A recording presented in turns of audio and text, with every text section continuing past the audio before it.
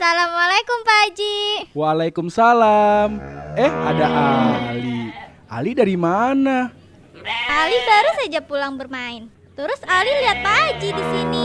Pak Haji. Ali bingung deh. Dari tadi di pinggir jalan, kenapa banyak pedagang kambing dan sapi ya? Jadi, pada saat Idul Adha, umat Islam selalu melaksanakan ibadah kurban, Li. Kurban? Kurban itu apa Pak Haji? Kurban itu berasal dari bahasa Arab yang berarti dekat.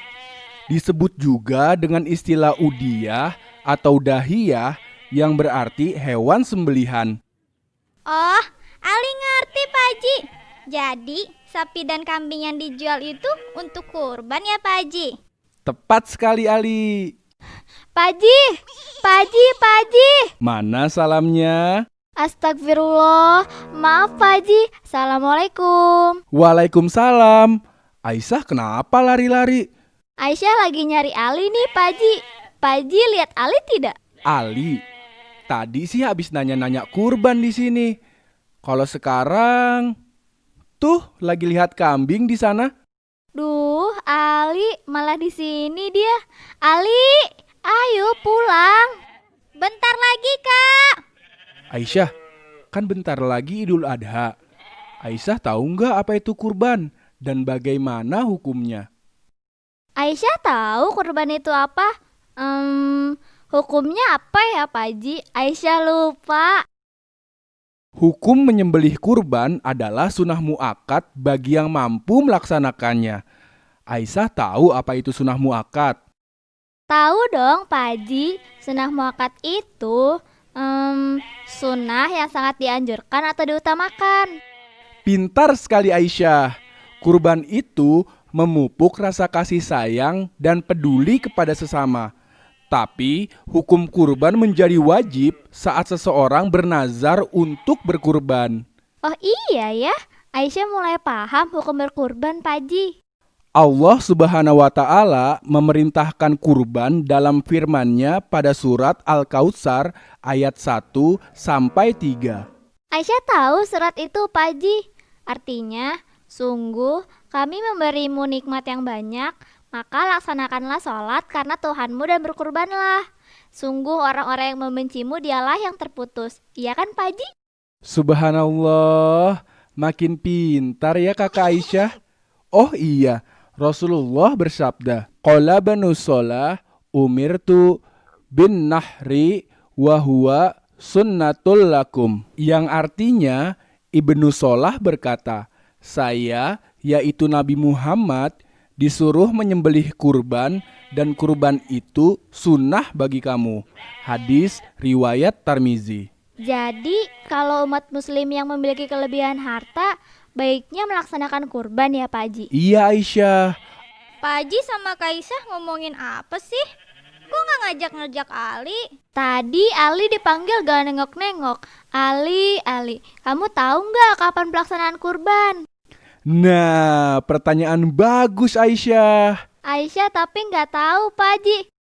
Waktu menyembelih kurban itu diperkirakan dimulai setelah terbit matahari sesudah sholat Idul Adha dan khutbahnya, yaitu pada tanggal 10 Zulhijjah dan 3 hari tasyrik, pada tanggal 11, 12, dan 13 Zulhijjah.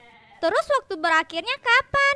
Waktu berakhirnya saat terbenamnya matahari di tanggal 13 Zulhijjah. Emang ada ya Pak Haji waktu sebaik-baiknya menyembelih kurban? Ada Syah, setelah sholat dan khutbah Idul Adha. Kalau menyembelihnya bukan di waktu yang ditentukan, gimana Pak Haji? Ya kurbannya jadi nggak sah, tapi terhitung jadi sodakoh biasa.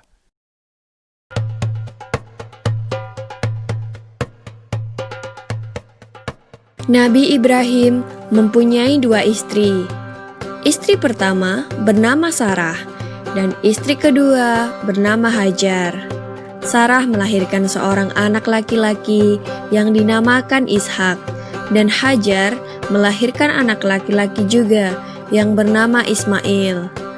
Sarah merasa kurang senang hidup bersama Hajar. Berkali-kali ia meminta kepada suaminya agar Hajar dan anaknya dipindahkan ke tempat lain.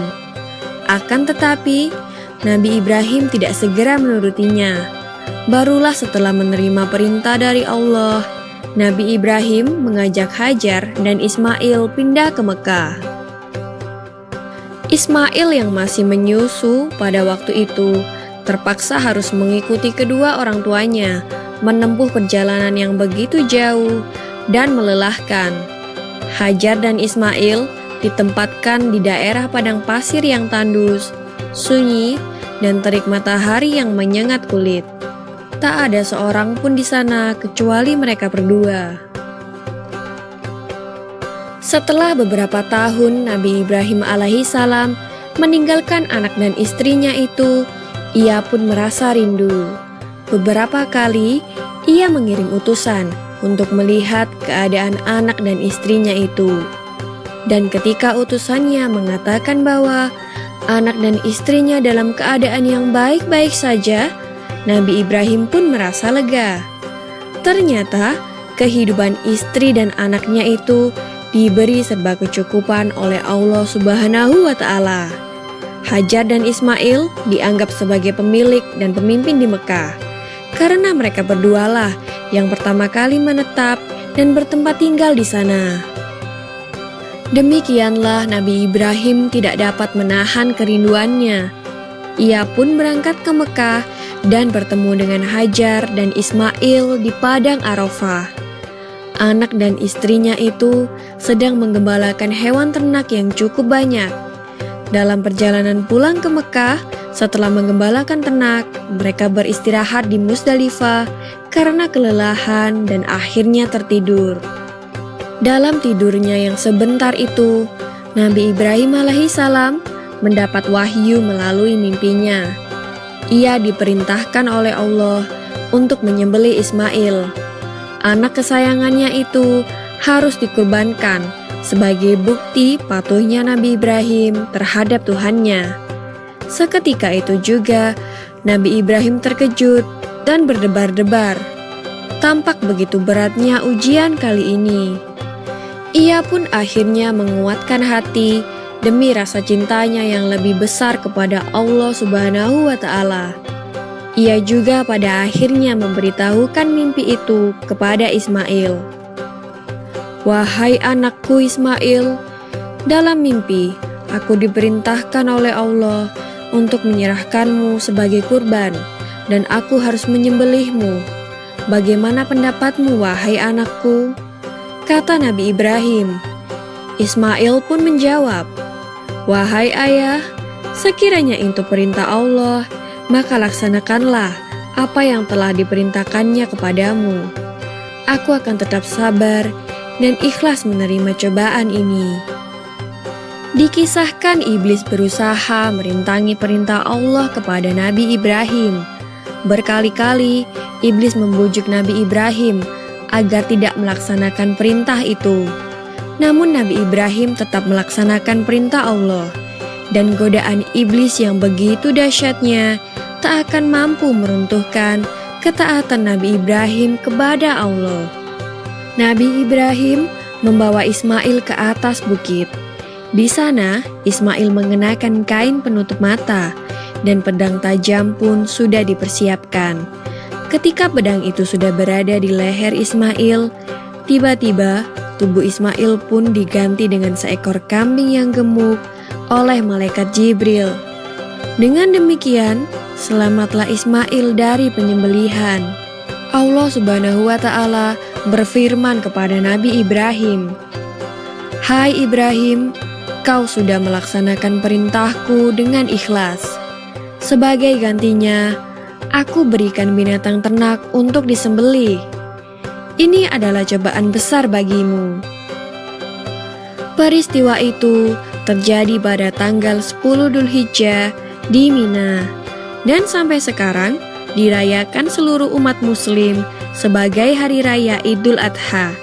Dan umat Islam yang melaksanakan ibadah haji juga dapat melakukan kurban di Mina sebagai penghormatan atas Nabi Ibrahim alaihissalam. Demikian kisah Nabi Ibrahim alaihissalam. Semoga kisah ini dapat mempertebal iman kita kepada Allah Subhanahu wa Ta'ala. Amin ya Robbal 'Alamin.